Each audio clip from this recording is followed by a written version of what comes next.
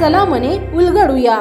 हिंजवडी, वाघोली आणि शिक्रापूर परिसरातील वाढत्या वाहतूक कोंडीची समस्या सोडवण्यासाठी पुणे महानगर प्रदेश विकास प्राधिकरण म्हणजेच PMRDA महत्त्वाचे निर्णय घेतले आहेत।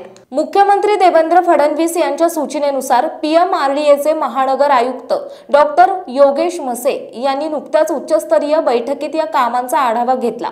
बैठकीत वाहतूक कोंडी कमी करण्यासाठी सुरू असलेल्या आणि प्रस्तावित कामांना तातडीने गती देण्याचा निर्णय घेण्यात आला। निर्णयानुसार येत्या 5 डिसेंबर पूर्वी हिंजवडीतील खड्डे मुक्त रस्ते करण्याचे उद्दिष्ट ठेवले।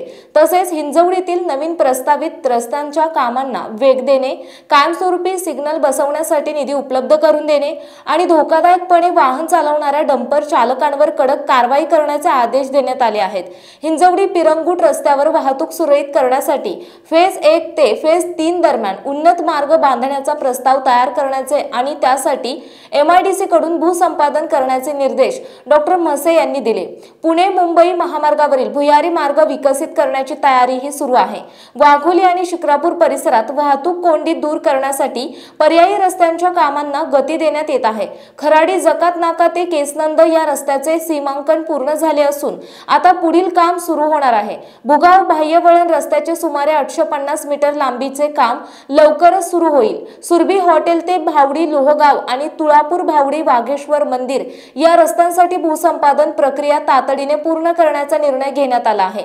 या सर्व प्रकल्पांमुळे हिंजवडी, वाघोली, शिक्रापूर आणि आसपासच्या भागातील नागरिकांना वाहतूक कोंडीपासून मोठा दिलासा मिळेल असा प्रशासनाचा विश्वास आहे।